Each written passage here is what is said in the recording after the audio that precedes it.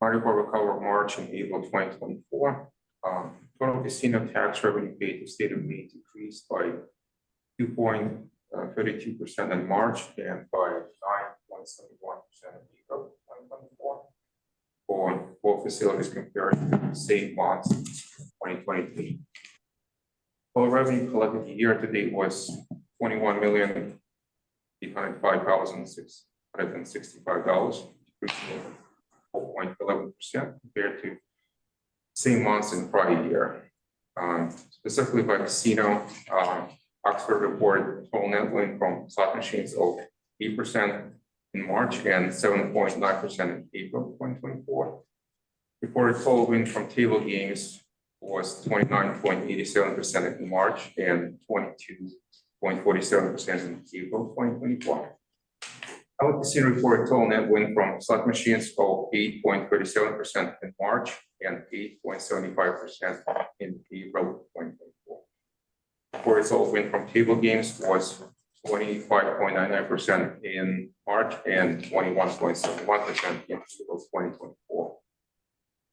In the area of advanced deposit wagering, we observed an increase of 0.02% for March and a decrease of 17.7% for April 2024 compared to same months in 2023.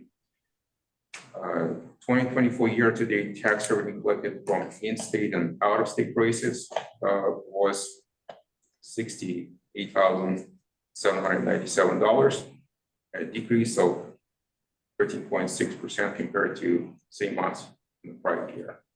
And that's it for my report. Thank you. Any questions for Alex? General question, I don't know, Matt or Austin want to address the drop? Any ideas what that's for? Person hearing that storms. Quite frankly, we can't rule out sports betting having a negative impact. That was my thought, right? There's only so many gaming dollars in a small state. Okay. And then Austin, on the electronic table games, got a hold of less than 1%. Is that? It's volatile because we have so few of them. Okay. And we've got beat up pretty good. All right. That just stood out very, very low, but we'll check in a few months, see where we're at. Okay. Thanks, Alex. All right. The Executive Director's report from Milton Champion. Yes, good morning, everyone. LD 2080 enacted to create a universal self-exclusion or universal exclusion list for all forms of gambling in the state. Was approved by Governor Mills on April 16th, 2024, and becomes law on August 9th, 2024. The universal list and administration thereof will be under the board's direction and or oversight. The proposed text in the casino and advanced deposit wagering areas shall be presented to the board at the September 17th meeting in order to proceed with rulemaking in this area. In addition, the unit shall have separate proposed rule changes in the area of fantasy contest and sports wagering to work alongside the board rules. LD 504, an act regarding licensing fees for small slot distributors, was approved by Governor Mills on April 22nd, 2024, and becomes law August 9th, 2024. This bill changed the law but does not require rulemaking. The application and background investigation is not different from a regular slot machine distributor. The only difference is small distributors can have up to 50 machines per casino with a license fee of $50,000 for the initial application and $10,000 for annual renewals. Transition meetings have gone very well, and we are ready to go through the process beginning June 3rd to meet the deadline of June 30th. The basis statement of comments from the first publication shall be presented to the board at the June 18th meeting, most of which shall be recommended for approval. The first publication had a typo, and a second publication is being made tomorrow with written comments due June 22nd. And that is my report. All right. Any questions for Director Champion? You recovered from that legislative session? Yeah, okay. And there were a number of gaming bills that did not make it through. Right, yeah.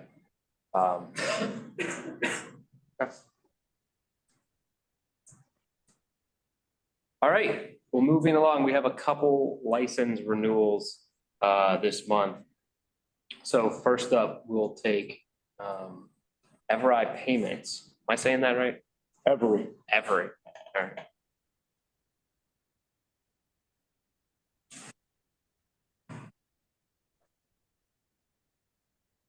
Okay. So we'll be reviewing the application of Every Payments, Inc. To be licensed as a gambling services vendor pursuant to MRSA Section 1001 et sec. This is not an adjudicatory proceeding. Instead, we'll be receiving an opinion from board staff supported by evidence obtained during an investigation. We'll also provide the applicant an opportunity to be heard. Only the public will have an opportunity to comment. Anyone here from Every Payments? I think so. All right, seeing no representative, I assume Assistant Attorney General Philip Mantis has some questions. Why not? Does any member of the board have any reason, such as personal bias or conflict of interest, that would prevent him or her from rendering an impartial decision in this matter? Being none, does any other person rather, present at the hearing believe that there's any reason that would prevent any board member from rendering an impartial decision in this matter? If so, please stand or raise your virtual hand if you're on Zoom, state your name for the record and state your objection and the basis for that objection. Seeing and hearing none. If there are objections to any pre-hearing proceedings, that is the procedure of this case up to this point, please stand, state your name or raise your virtual hand for the record and state the objection and the basis for that objection. Seeing and hearing none, Mr. Chair, you may proceed. Okay. All the board members have materials that the board staff is relying upon to support its opinion. Most of those will become part of public record, absent any confidential portions. If any person would like a copy of the public portion, please contact Director Champion and he'll arrange to have those materials provided to you. Any other evidence such as conclusions of the board staff, information provided today, statements made by the public will also become part of the record. So since there's no one here from the applicant, move on. Is Detective Armstrong handling this? No? yes. All right, Yes, Detective I'm on Armstrong. Zoom. All right. All right, so pursuant to Title 8, Section 1005, subsection 2 of the Maine Revised Statutes, the Department of Public Safety is responsible for investigating the qualifications of each applicant before a license or registration is issued and reporting to the board the results of any such investigation. Every Payments, Inc., Marissa M. Wheeler applied for renewal of the company's gambling services vendor license on January 9th, 2024. The company disclosed and it was verified that since the company's last application for a board license, there have been no changes to the company's address. There have been changes to the key executives of the company and any parent or intermediate affiliates of the company. There have been changes to the ownership structure of the company or any parent or intermediate affiliates of the company. There have been adverse actions taken against the company or any parent or intermediate affiliates of the company by any other regulatory agencies. And there are charges pending against the company or any parent or intermediate affiliates of the company in any state or federal court. The company submitted its federal and state tax returns for the preceding year, 2022, and copies of its internally prepared financial statements for the current year, 2023. As of the close of the most recent fiscal quarter prior to application. Those financial documents and other documents as required were supplied to our financial reviewer contractor Whitfly. Whitfly reported that the company Every Payment, Inc. appears to have sufficient financial assets to meet any financial obligations imposed by the board.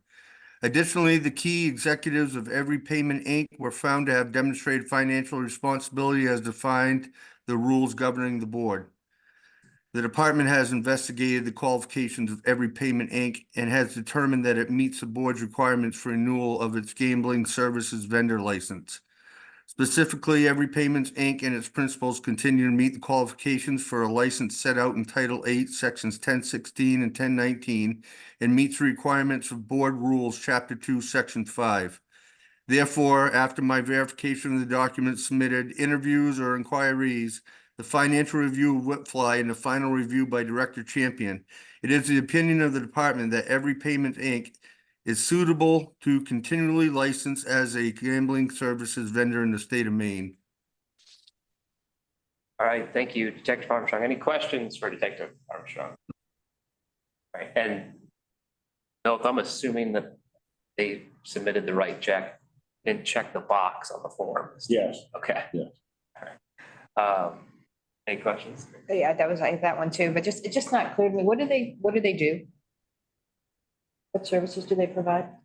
There are payment services, kiosks, ticket redemption, sort of thing. Any other questions? Okay. Is there a motion on the application of Every Payments, Inc. For renewal licensure as a gambling services vendor? So move Green.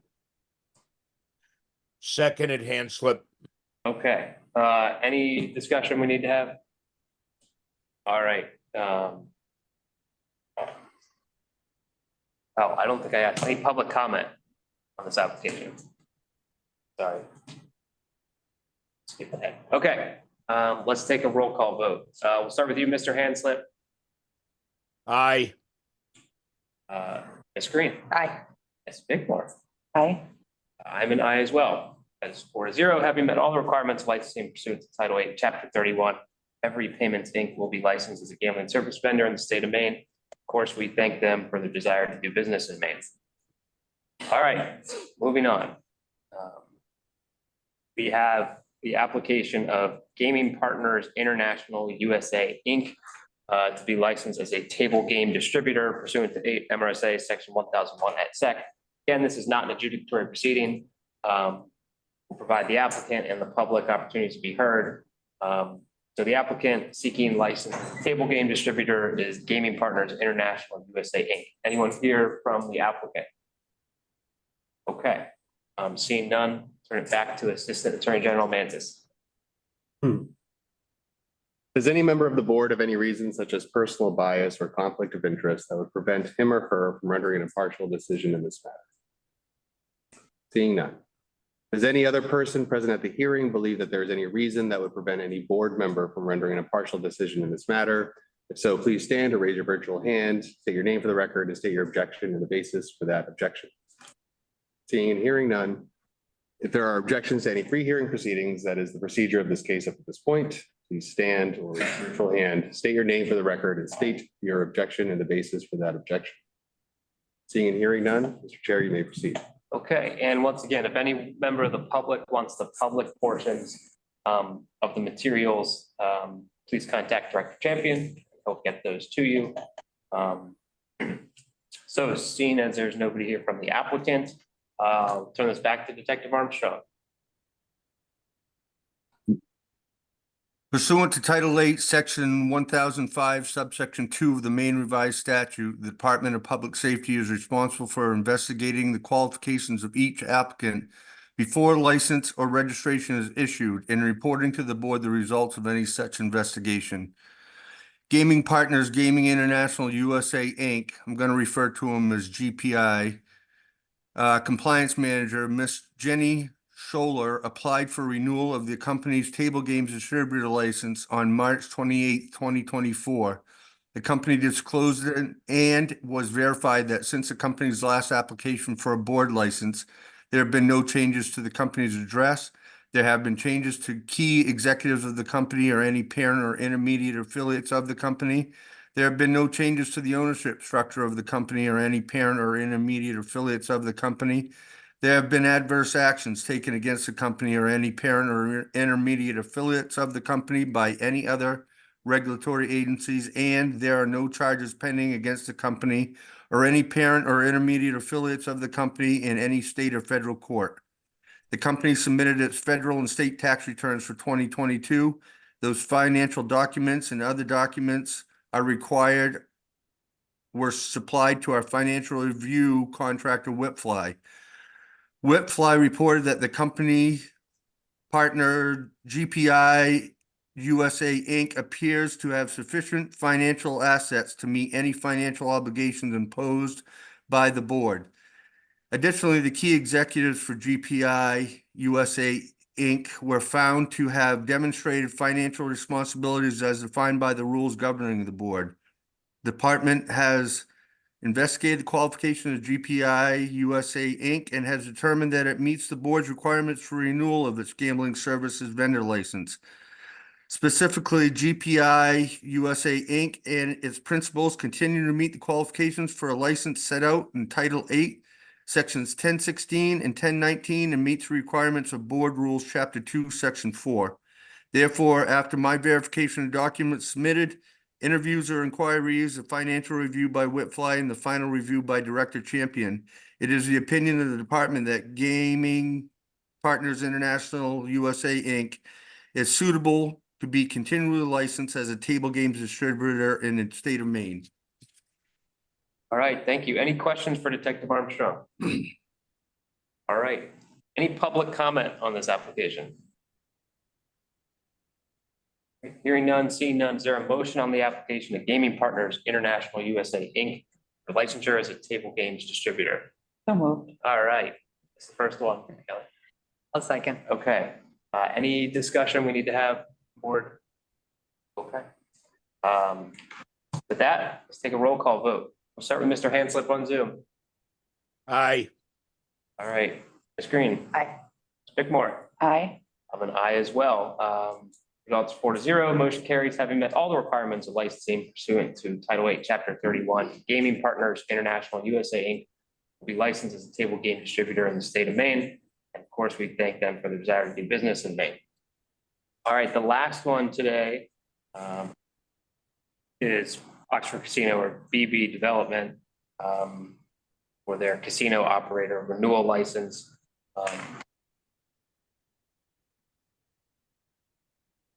And obviously we have representatives here we'll get back to in a second. But before we proceed, I'll turn it back to Assistant Attorney General Mantis. Does any member of the board have any reason, such as personal bias or conflict of interest, that would prevent him or her from rendering an impartial decision in this matter? Seeing and hearing none, does any other person present at the hearing believe that there is any reason that would prevent any board member from rendering an impartial decision in this matter? If so, please stand or raise your virtual hand, state your name for the record, and state your objection and the basis for that objection. Seeing and hearing none.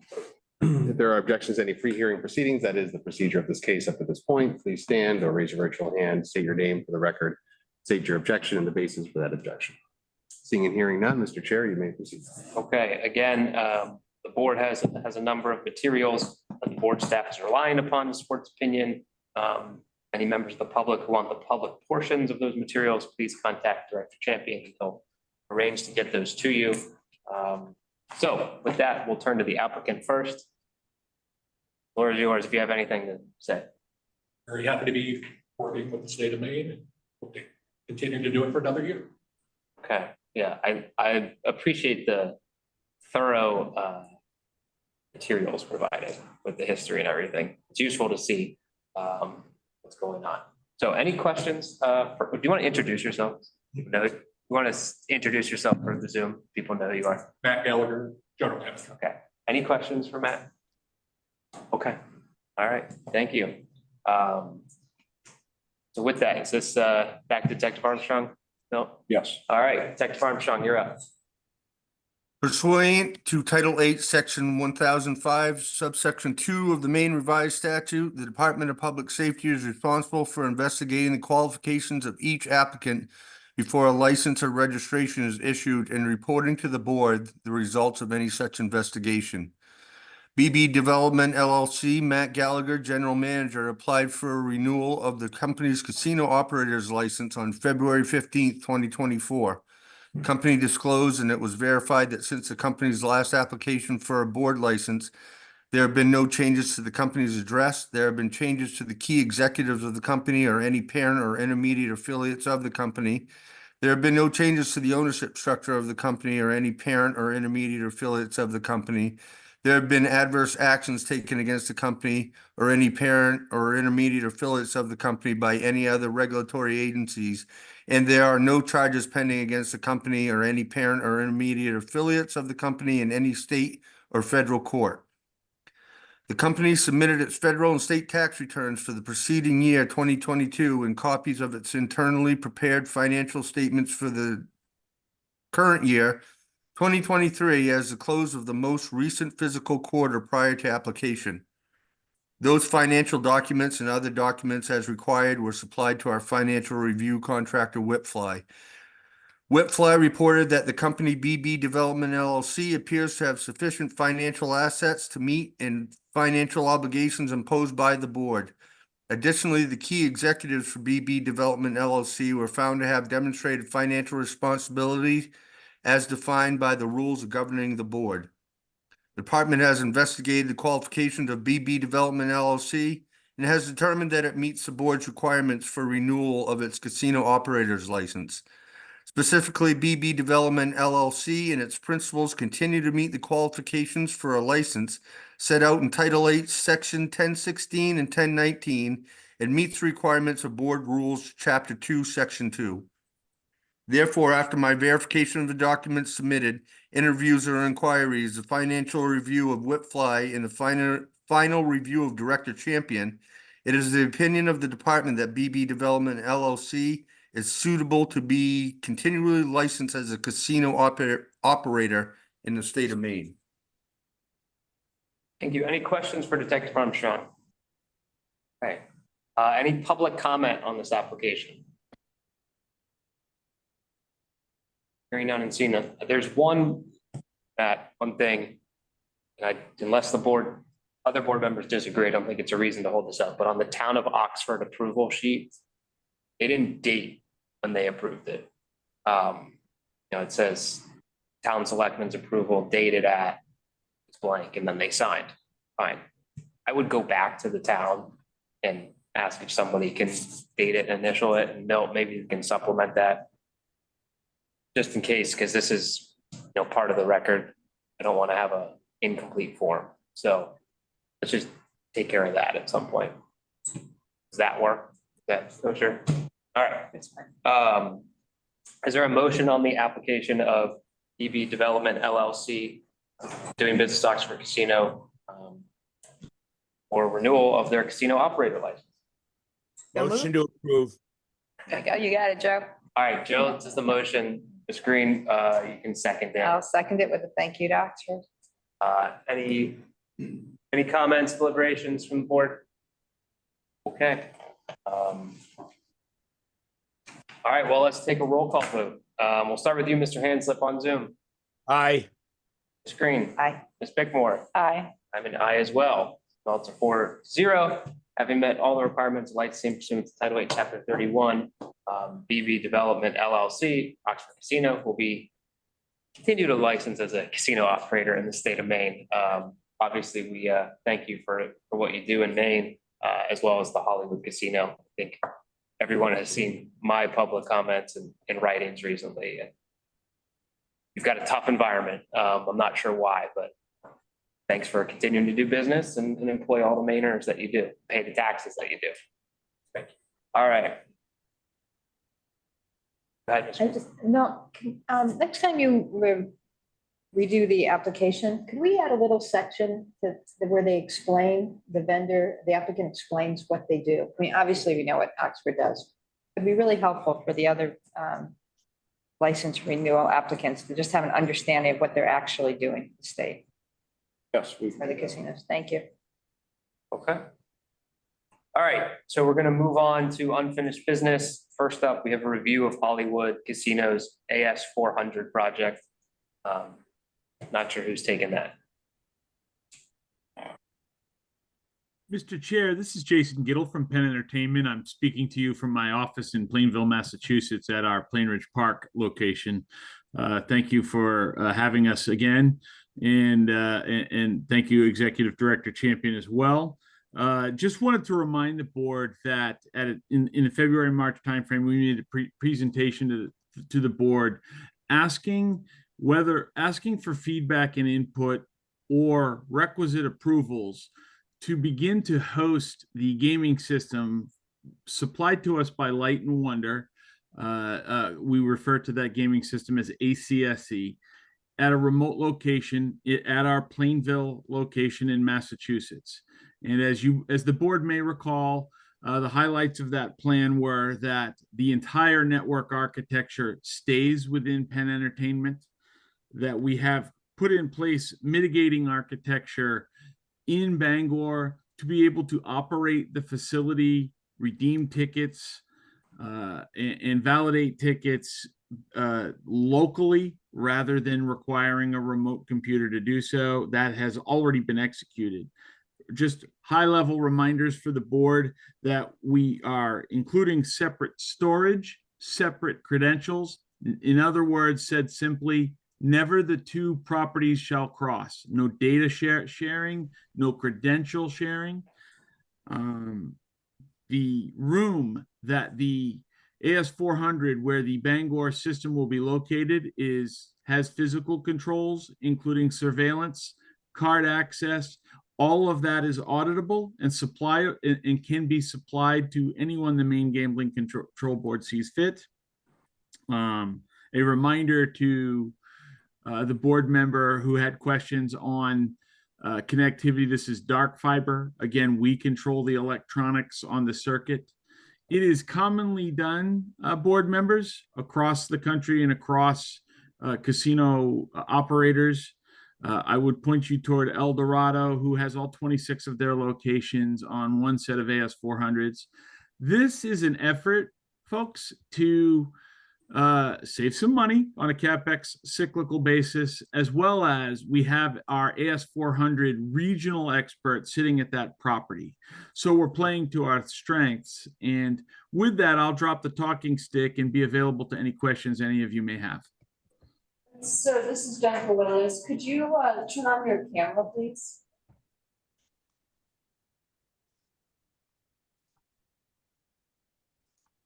I would be happy to. I hope this. Thank you. Helps. There you go. I'm even wearing my Bangor shirt today.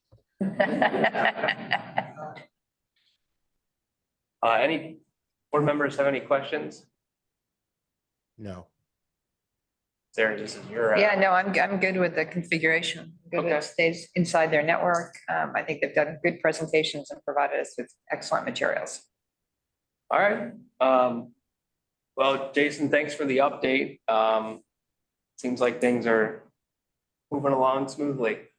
Yes, sir. And to the Executive Director Champion, should we garner your support on this project, we will be providing you a detailed execution project rollout list, including test dates and things like that. So we're fully prepared to do that. Okay, yeah, keep us updated. Yeah, especially if Ms. Green has no concerns, then I like you, you're good. all right, thank you. Thank you. All right, so moving on, we have the ADW role review. Is this second publication, third publication? We need the approval for that or not? For the AS400. Yeah, they were just talking about. Okay. No, you want to explain where we are in this process? The ADW? Yeah. Yes. Okay, so we had a first publication October 4th, 2023. And we had another publication December 27th, 2023. Written comments were due November 2nd. And then we had a public hearing January 16th, 2024. Written comments from that public hearing were due February 16th, 2024. And then we had a third publication April 3rd, 2024, with written comments due May 3rd, 2024. And the written comments from May 3rd, there were none. And so at this point, I have the package in hand and I'm ready to turn it over to the Attorney General's office for legality review and final adoption should the board approve. Do you have a sense of how quickly can you launch after the review is done? I missed what you said. Just wondering the timeline, right? If we approve this, then what? So then it goes to the Office of the Attorney General for form and legality review after the board approves it. And it has to be approved within 150 days of the written comment deadline. Yeah, and then we get adoption. In the meantime, we'll obviously put together the applications for the operators, and we'll have that ready to post. As soon as it's finally adopted by the Secretary of State's office, we'll put those applications on our website, and operators can apply for a license then. All right, any questions, comments about these? And actually, I do have a question. I don't know, Philip or Jen, can Ms. Bickmore vote on this? Even though she wasn't part of the process before? Have you reviewed I have reviewed the materials, yeah. I'm sorry, yes or no? Yes. Yes, then, yeah. She doesn't have to have been here at every step of the way as long as Got it. she's reviewed the materials. All right, I want to make sure we're set. Yeah, we've been through these quite a bit. I appreciate the comments from that we got. It was helpful to clean this up, so. If I could make one recommendation before the board votes. So the board is going to vote to both adopt the basis statement and the rules. There's one issue in the basis statement that I would just recommend the board make a slight amendment to that, which is it's at the bottom of pages 4 and 5, where it says comment accepted and changed 1 and added 2, which now states, but that doesn't actually recite the current text of the rule. So I think just amended to include the current text of the rule. And that's it. Okay. So that would be the only recommendation. And someone's noted that down to do it, I assume? No, We will note it down if you vote to do it, yes. Yeah. okay, should we take separate votes or can they be together? You should take separate votes. All right, so let's start with a motion to approve the basis statement with the change recommended by Assistant Attorney General Willis. I moved Green. Don't want a second? Second. All right, let's take a roll call vote. Mr. Hanslett? Aye. All right, Ms. Green? Aye. Ms. Bickmore? Aye. I'm an aye as well. So that passes. Now the second motion will be is to approve the rules. The final version. Jen? To adopt the third publication of the rules as proposed. A motion to adopt the third publication of the rules as proposed. I'll move Green. Okay. Second. All right, take a roll call vote. Start with you, Mr. Hanslett. Aye. Ms. Green. Aye. Ms. Bickmore. Aye. I'm an aye as well. All right, so get those over approved. Glad that process is done. Necessary. So, moving right along. So we actually have 2 reinstatement requests from self-excluded patrons. So we'll start with patron A, which is the first one on the agenda. So we haven't done these in a while, but so everyone listening knows it's a request. We'll treat them anonymously to be removed from the self-exclusion list. Their information is confidential. But I will ask, is self-exclusion patron A here on Zoom? Usually not. Okay. So we have the materials, which now is actually nice. It includes their letter, follow-up from the unit with an interview with AdCare, and some more information. So yeah, I don't know if there's any discussion amongst the board or any issues. The first one's fairly straightforward. That's the reasoning, so. Yeah, I don't have any questions. I'm just really happy with the new process. I think it's working well. It's well documented. We've got good information, and I feel much more confident being able to apply.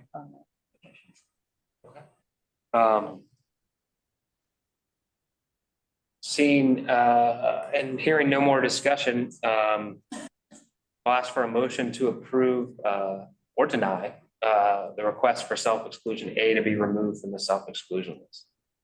So moved, hand slip. I assume to approve. Yes. Okay. Second Green. Okay.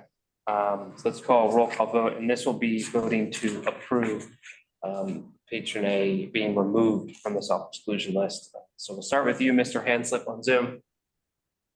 Aye. Ms. Green, Aye. Ms. Bickmore, Aye. I'm an aye as well. Self-exclusion patron A will come off of that list. Let's turn to B.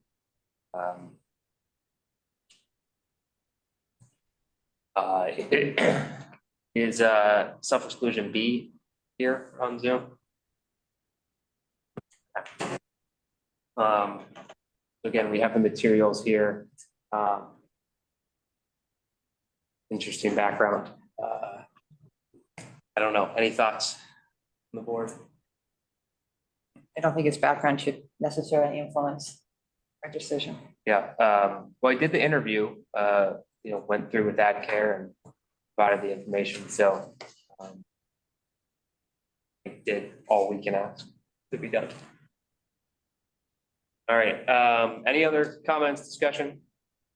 All right, so I'll ask for a motion to approve or deny the request for self-exclusion B to be removed from the self-exclusion list. Make a motion to approve the applicant to be removed from the self-exclusion list. Okay. Second. All right, thank you. Let's take a roll call vote. Mr. Handslip, we're voting to approve the removal from the list. Aye. Okay. Ms. Green. Aye. Ms. Bickmore. Aye. I'm an aye as well. So self-exclusion B will come off of that list. Did I miss anything? Okay, good. You're good. All right. A couple items on board business I wanted to raise. First, so this sort of came up with the license renewals. We actually had like 7, I think, this month, and I split them up because it's a pain to take all of them. We don't have to decide today, but my thought was if we want to revisit approving the renewals, one, either generally, or 2, limit again. Because if we had a resolution a few years ago where it was, if there's a change in address, a change in executive leaders, adverse actions, all that, it comes to us. Perhaps we slim that down, or not, but just want to raise it to everybody. We'll obviously still see all the initial applications.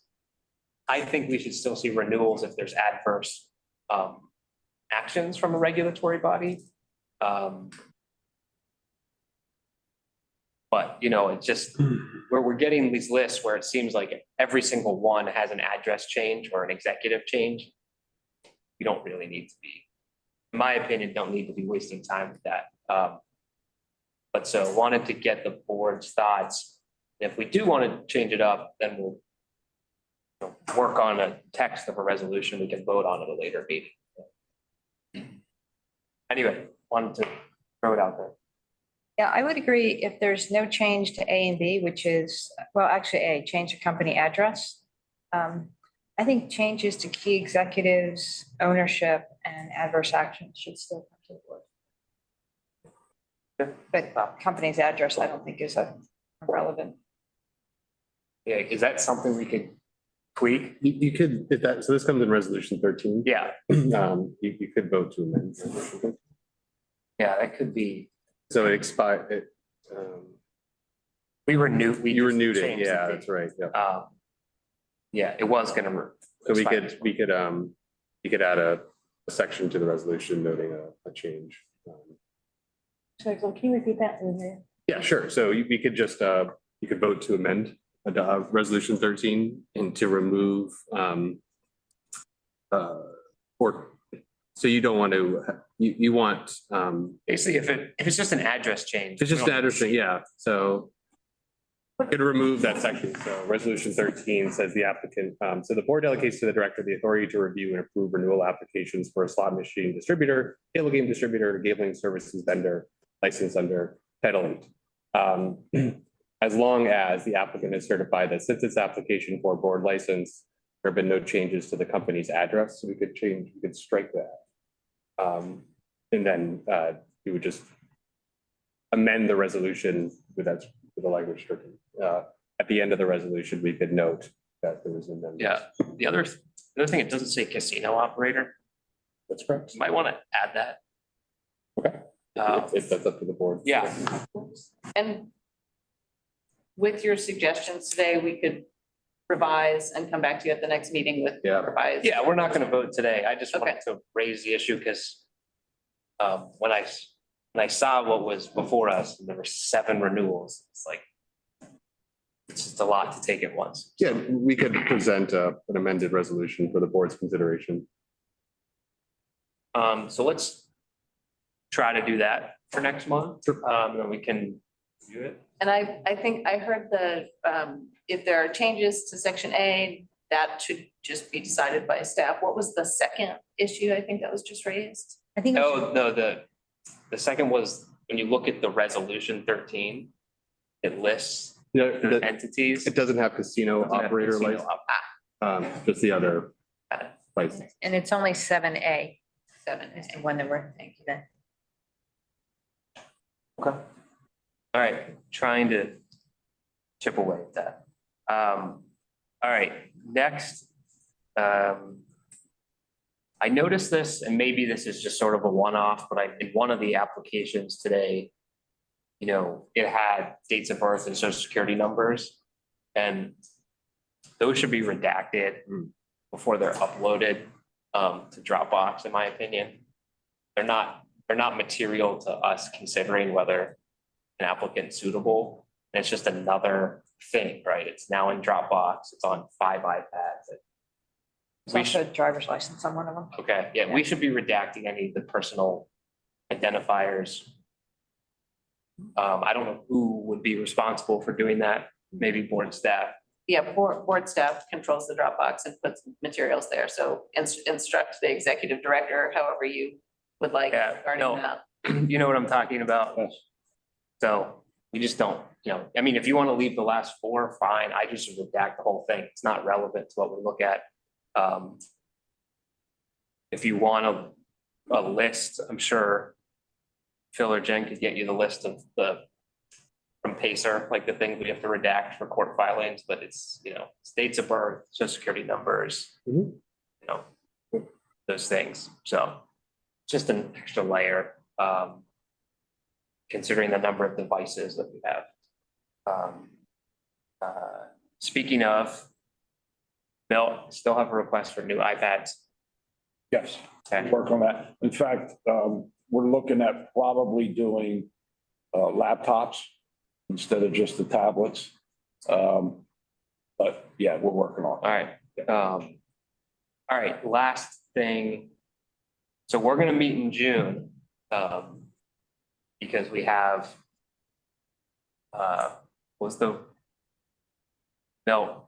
there's, what's coming up urgently? Yeah, so June 18th is going to be a few license renewals, and then it's going to be the review of the comments from the facility-based monitoring system rule that I just talked about in the executive director meeting. So it'll be specifically for those areas, and I won't be putting anything else on the agenda. Yeah, so be pretty short. We'll have a Zoom option. The question though for board members is, do we want to skip July, come in August, have it in July, skip August? Not sure skipping both of the summer months will work, but you can also decide in June.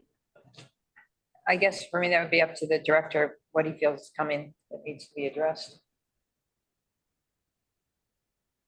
Well, I think we would be able to skip July. Obviously, the bills I just talked about will become effective August 9th. So then we would come back in September and address those.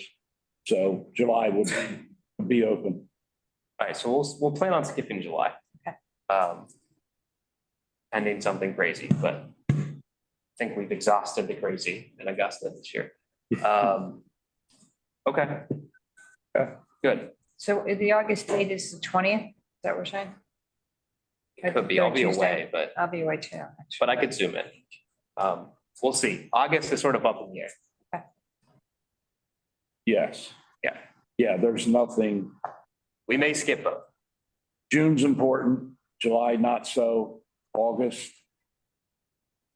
Again, with those becoming law on August 9th. Yeah, we can discuss. Yeah, that's fine. Lastly, as you brought up the facility-based monitoring, Milt, can you just discuss coverage and, you know, oversight with inspectors and on the switch? Actually, right now, so the schedule's been set by management and the union employees have been notified and they have requested impact negotiations. So I've been instructed not to have any conversations in the matter and it's going forward. Okay, good. All right. Any other board business? Okay, any public comment?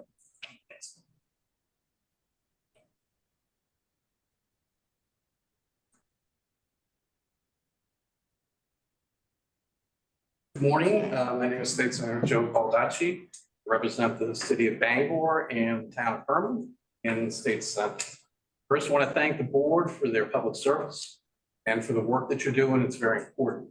I wanted to talk about how important this facility is beyond the four walls here to the city of Bangor and why, in some measure, I have to ask, are there any legitimate public policy reasons why it has taken 2 years to have rules for in-person sports betting? And I say that as the person who had to navigate this bill, that part of the bill through the Senate, and which was not the easiest thing in the world to do, took a lot of work, a lot of discussion. Bangor. Well, here's the thing. Yeah. Board, first of all, the board doesn't oversee sports betting. I understand.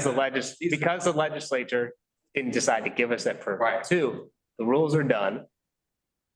3, we don't have in-person because the legislature failed to understand the problem that when you put a certain set of square footage in a building with different rules that go to the unit instead of us, which oversees the casinos, it creates all sorts of problems. Well, I've tried to explain that. With all due respect, Mr. Chairman, has never been presented.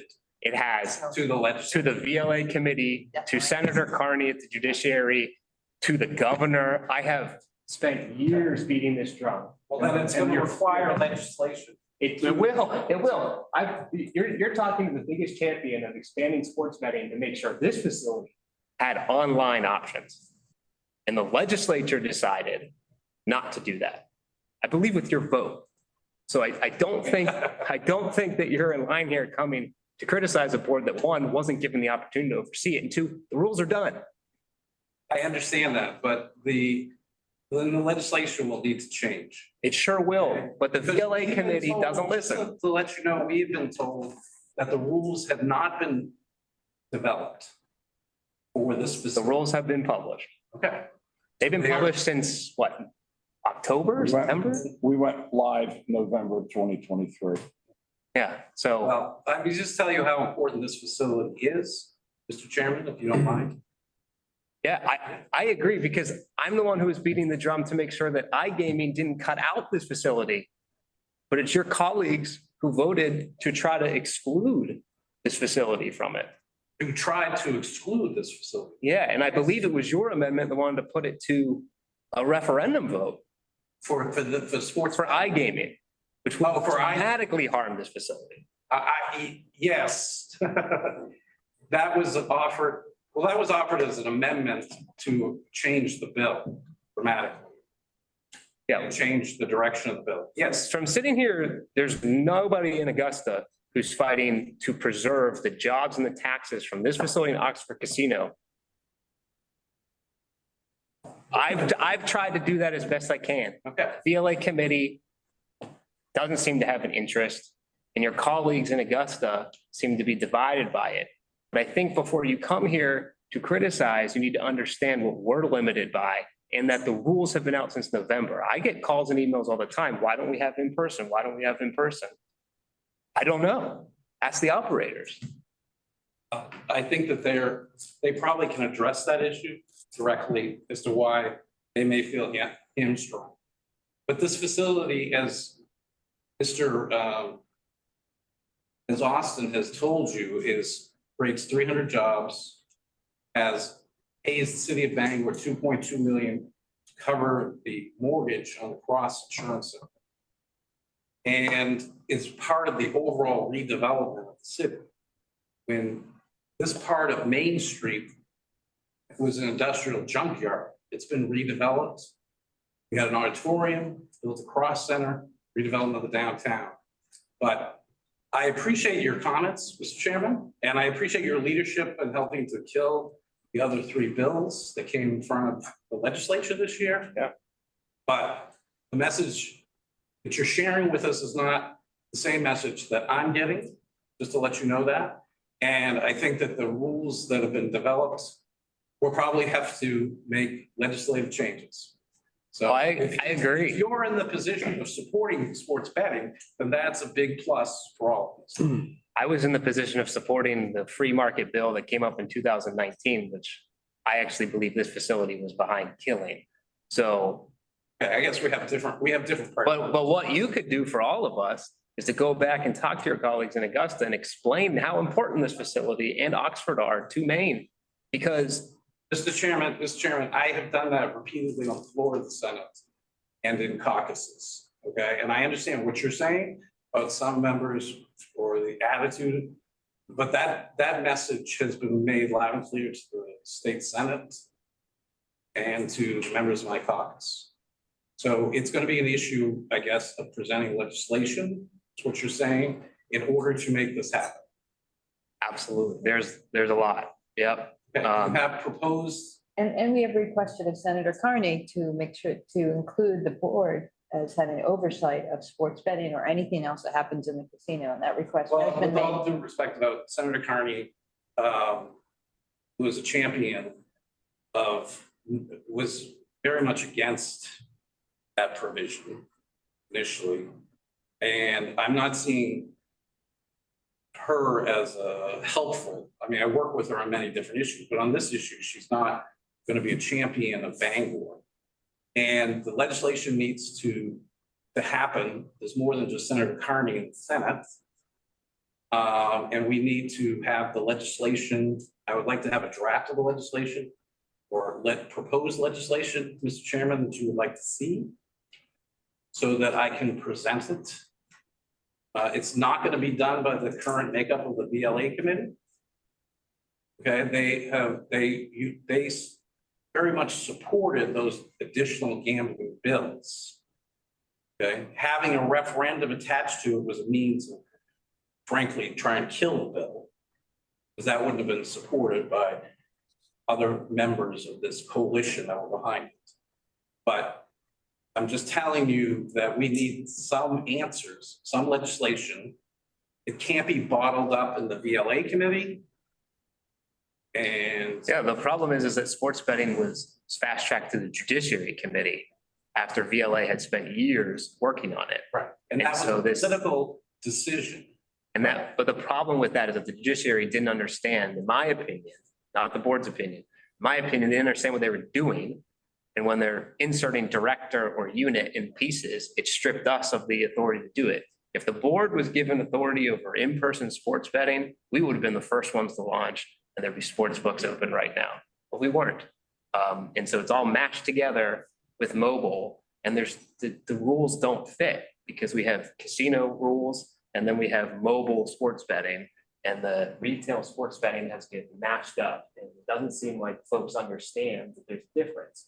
You know, for example, we have oversight over all the licensed employees in this facility.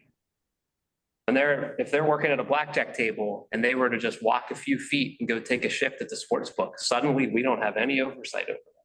That doesn't make sense. We're under the same roof. But that's what happened with the legislature. There needs to be a complete overhaul package of that bill. I'm not going to write it. I put in enough time. It's not my job.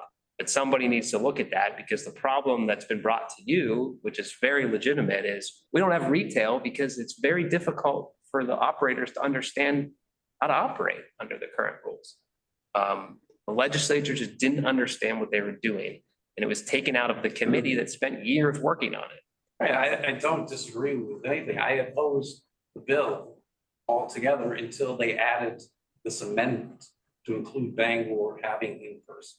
Because the original bill would have excluded Bangor altogether from having any sports betting. Okay, and that was the piece I worked on, was having that included in the bill. But you're saying there's going to be need further legislation. I'm happy to work with the operators and everybody else, but it needs to happen. And I appreciate the fact that you are very supportive of it. And I agree with your comments that it needs to be controlled by the commission. That is properly where it needs to go. So I would hope that if we do present such a bill, that you would be able to testify for it, Chair Silver. Yeah, whenever I'm invited to the committee, I do. I participate in the stakeholder meetings with iGaming and what was it, historical horse racing, fake slot machines. So I've done my best. No, you've done it in your editorial, was very helpful. To be honest with you, it kind of chimed in with what George Hale had written. I mean, look, the city of Bangor stood to lose money if that iGaming. Right. Like, folks are here. And you've got politicians from the city, not you, who don't care. And it's shocking. Right, It's shocking to me. But well, no, I'm glad I came here. Yeah. Listening and learning. But yes, I understand what you're saying. There's a lot of those factors. But ultimately, we need to at least get the legislation in front of the entire state Senate and state House. Okay? Because it's not going to do anything bottled up in these committees. yeah, wholeheartedly agree. Okay. Happy to help. Good. I appreciate your free time, and I will listen to further comments. Anyone on Zoom? Oh, go ahead. So just quickly to correct the record, first of all, thank you both for your support. It's greatly appreciated. We hope there's more of it in the future. I suspect we will need it. Second, we are in agreement that some legislative changes would be welcome, and oversight of the board for all areas of gaming is something I think we could strongly support. The third, there's really only one reason that retail sports books aren't operating at this point, and it's purely a function of the rules that were adopted. And if there were some simple changes to those rules, specifically things you're familiar with. I'm going to interrupt you, Austin. I'm sorry, but that isn't actually a public comment for this board. If you want to submit a request for a rule change to the executive director in his capacity about sports betting, you can certainly do that, but this public meeting is not the place to make that. Okay, just making clear that if the rules were changed, we could have operating I'm gonna right now. interrupt He was you. addressing issues that were raised during the public comments. So I would think that would be appropriate. I got it, Austin, but we don't have anything with it. It's not the board's purview. Go ahead, Matt. Right. We have a couple of items that we would like to request guidance on. One of which is on the facility-based monitoring system transition from a central monitoring system. The plan is for the properties to start June 3rd to transition away from this iGaming system. And we just want to make sure that without the rules, we'll be in compliance with their internal controls. Well, like I've said from the very beginning, this is a two-part area of oversight. First and foremost, it needs to be done by June 30th, the transition. And so we've been working on that through having transition meetings. And now separate to that, we obviously have the rulemaking, which we got all comments back. They're very positive comments. I would recommend approving probably 95% of them. And I'll present that to the committee in June. But I think we're trying to get away from the fact that since inception, you have two systems that, quite frankly, have to match or needed to match on a weekly basis. And all we're doing is taking away one of those systems. And I've used the expression that when you drive a car, if you turn off the radio, the car still runs. You can still drive the car. This is the same thing. We've had two systems overseeing the slot revenue and data, and all we're doing is removing one and continuing with the other. So again, and that was a weekly collaboration where the central monitoring system had to agree with the facility monitoring systems. So we're making those changes. A lot of other jurisdictions use facility monitoring systems. They don't all use central monitoring systems. And so, again, this is a two-part transition. One, we just turn the radio off, and the other, we follow up with the rules. But as far as the weekly reporting and everything that we currently have in internal controls, that can be done. My auditors can ask for any reports. The inspectors were under contract with GLI. GLI will be up during the transition period to give training to the inspectors, the inspector supervisor on what their responsibilities are, and we'll move on. Well, So I think the question was during this period, they want to continue operations and not get held for a violation of internal controls during this gap. And I know you probably can't promise anything, but I mean, I'm not gonna discipline for this period. no, You know, and I think the some technical thing about. And honestly, I think the responses that we've gotten, like I said, 95, 96% of them, I will recommend to the board approval. And so I think that portion of it can be done a little bit more expeditiously than a year and a half. But in the meantime, I don't really see us doing anything differently. Shipments are still requested, approved in the same way they've always done it, and so forth and so on. So I'm not pushing for any type of violations or anything of that nature. So I just don't, I don't see it. Yeah, for the record, we support this transition. Yeah, no, I feel that we can do it. look, I don't foresee it. There may be a hiccup or something. We'll take that into account. I mean, this is not a gotcha thing, right? There's a transition. We all understand it. I don't think there should be concerns. I understand you may have. I mean, I'll be honest with you. I've been a part of opening 5 casinos in my career. And in every case, the facilities were allowed 6 months to a year of a grace period.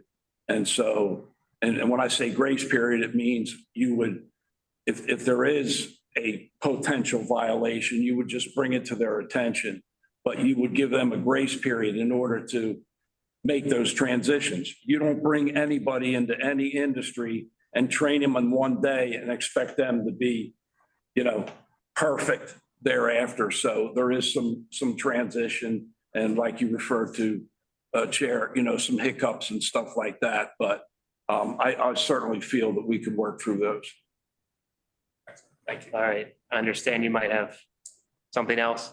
Yeah, I've got another question in regards to the self-exclusion process, where currently we have apparently a current practice I've been made aware of, that if a inspector is not available on site, the security of this casino would facilitate practice, including citing on behalf of the state.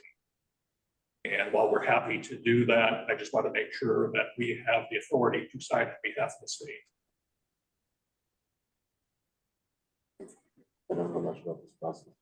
Yeah, I mean, self-exclusion, I just attended a Northeast problem gambling conference. And one thing that stuck in my mind in all the speakers, everybody talked about, and we're talking about jurisdictions in the Northeast. So Connecticut, Rhode Island, Massachusetts, Vermont, short of Maine, but in every other jurisdiction and every other jurisdiction that I worked in, security always handled self-exclusions. Now, yes, it does say currently in our rules that the state inspector does the exclusion. But when a state inspector is not there, then obviously I would appreciate security stepping up and taking care of these folks because timing is a factor. And I think Lori Manson can speak to that as well. When somebody's ready, they're ready. They don't want to make appointments and come back 2 or 3 days later or anything of that sort. So I would ask, barring a rulemaking change, that security be nice enough to step in there and help out our citizens So what's- that need our assistance. I'm just, what's the situation? Somebody wants to be self-excluded? There's nobody there? I mean, Yeah, if they walk into the facility and there's not an inspector on site, maybe, a call out or day off or vacation or whatever the case may be. I don't want anybody to say to that person, well, you have to come back tomorrow. yeah, but don't we have remote options for them? We also have remote. So I don't know, Matt, you can tell me when I'm done, but my thought is the casino employees shouldn't be dealing with this. You should have something ready to hand them with the remote information, contact information, but it's not their responsibility. And I think it opens the door to liability for them that they don't need to have. It's a state's list. And if the state's not able to do it at that moment, there are remote availability and they could either go in person, call, schedule a Zoom. I mean, I think if the casino is willing to provide that information, which you should already have, Facilitate that conversation. yeah, but I don't think that the casino employees should be charged with doing it. We're happy to do that in order, because I believe what Milton said is 100% accurate. Timing is of the essence. If somebody's ready to do it, Yeah. send them away to go do something. But, I mean, It's, from my standpoint, it's just a matter of, can we sign the form? yeah, I mean, look, we can bring this up next month and have a vote on it. It's my opinion. I don't know what the board members think. I don't think the casino should be doing it. And when you look at the amount of money that's now being paid to, gambling addiction, I don't know where it goes, but maybe we need to hire some more people. But I don't think it's the property's employees' responsibility. Well, the other thing to maybe comment on too is we roughly get 6 to 16 a month, which is one every 3 days. So it's not like they're banging down the doors. But I agree with you if that's, Mr. Chair and board members, if you want to take the direction of giving them a card to do it remotely. I would just ask that maybe you get a response from AdCare on the idea of, somebody having more time to think about it than being able to do it. But again, it's entirely up to the board, in my view. So I'm okay with whatever direction you want to take, for sure. Director, how often do we not have an inspector on site? The new schedule, we would not have inspectors on site on Sundays and Mondays. Yeah, I mean, different pots of money, but I just looked, right? Year to date, sports betting has generated about 150K for gambling addiction and treatment. Seems like that's enough to hire somebody. Like, I don't know where that's going, but we're getting all this new revenue for it. So,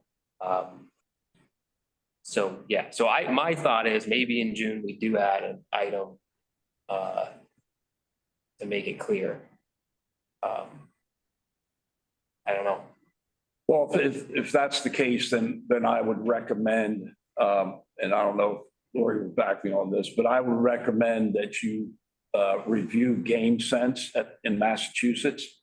Again, we're only talking, 6 to 16 folks a year or folks a month.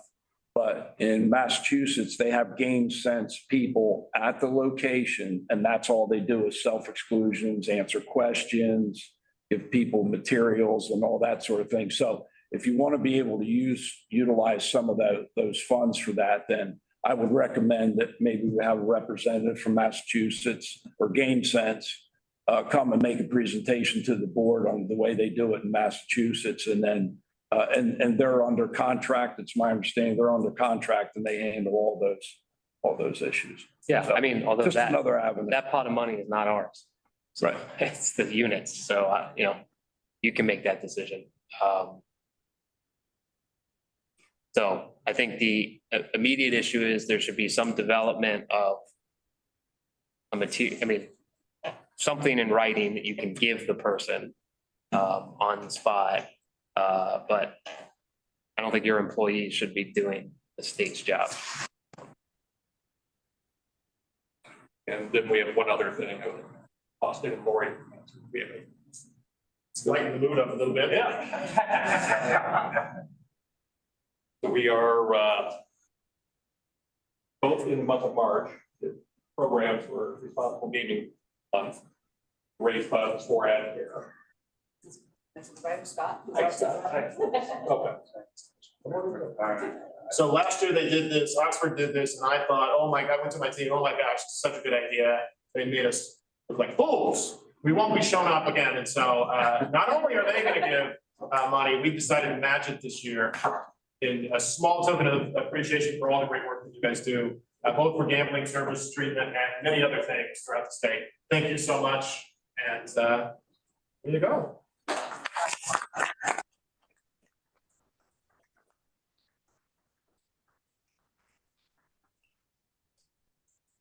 Can't use that in the casino, Lord. Oh. Thank you very much, and Chair Silver, we didn't have a conversation. Well, I think- To educate you about. Could I speak? Our public comments still open. Yep. Sure, you wanna so I was introduced, so my name is Scott Glenner. I'm the current director for Ad Care. I say current because I am leaving next month, which we'll have someone new come on. I just wanted to comment on first of all, I do think Lori and our team come up with some really good ideas. I mean, I just thought myself, you know, one potential is a Game Sense type thing in Maine where maybe when the inspectors are not here, we have someone that we would train to be on site to do those. I did just want to comment on the comment about the money for addiction treatment, which we very much appreciate. We very much appreciate the donation. I just wanted the board to understand the challenge that we've had with that. $100,000 to cover the entire state across prevention, treatment, recovery, workforce development. It sounds like a lot of money, but after I try to pay someone full-time to do the work, it doesn't give us a lot of money to do programs. So I just wanted to kind of add that context about the comment about the funding. We definitely appreciate having the opportunity to utilize that funding for treatment services. But 100,000, even 150,000 go really, really fast after you have to take care of your coordinator and all that. So I just kind of wanted to add that. Is that a Context. is that a contract amount? Like, Yeah. sign with this. We're subcontract, so we have a subcontract with Maine CDC to be the operator for Maine Palm Gambling Services. So for many years, it's been 100,000. I've been doing this work for about, I don't know, 20 years. When it started, it was 50,000. It was only for the treatment reimbursement numbers. We couldn't do any other programming. So it has doubled. And now with sports betting, thankfully, there's some more revenues coming in, but it's still not to cover a big state across multiple domains of addiction. We're tackling prevention, especially with young folks, the treatment part of it, and then also self-exclusion. So I just wanted to kind of add that context that we definitely appreciate having the opportunity to work with this funding, but it does go very fast. So. Yeah, no, I hear that. It's a good thing there's a senator in the front row. Because, I mean, you know, I'm just looking at, we only have 4 months, but sports betting is 150 in 4 months, right? So that's gonna be 400 to 500,000 just from sports betting. Then you have the casino taxes that goes. There's money in the state. Again, I don't know where it's going. Yeah. But it sounds like that the state needs to be increasing the contract amount to Ad Care, or others. Or others. Yeah, but, I mean, that's, you know, again, 2023, we had the pot from the casinos. 2024, we're gonna have the casino pot plus probably 500,000 from sports betting. Like, There should, AdCare, other agencies should never say. We are, have it. we have seen an initial increase. I know that will come, but I just wanted to, Yeah. more really just to like sing the praises of Lori of how much she's been able to do. Oh, yeah. With what we've had. And so, yeah, I just wanted to kind of add that kind of, but also I definitely, I'm sure Lori has all kinds of ideas about how we could fill in that gap. Because I mean, to Milt's comment, timing is very important. I mean, as it is with all forms of addiction, when someone's ready for treatment or whatever service they're ready for, as quickly as we can engage with that person, the better, because, you know, they sleep on it and then make some other decisions that makes the situation worse. So I think we're definitely on board to work with the board and Mel to figure out how we can kind of fill in that gap. We're pretty creative at it. Yeah, Some ideas. thank you. Yeah. We're good at penny pinching too, so. Well, you shouldn't have to. So, I mean, that's my opinion. But so Lori, in June, could you attend the meeting? Yeah, but. Okay. All right, sounds good. What is the date of the? June 18th. 3 days after I'm done. We'll figure something out. Okay. Any other public comment? Anyone on Zoom? Okay. Anything from the board? All right, with that, the next meeting will be June 18th. There'll be physical location back in Augusta. Department of Public Safety will have a Zoom option as well. So with that, I'll entertain a motion to adjourn. Green, motion to adjourn. Okay, take a roll call. We'll start with you, Mr. Hanslip on Zoom. Aye. Okay, Ms. Green. Aye. Ms. Bickmore. Aye. I'm an aye as well, so meeting is adjourned.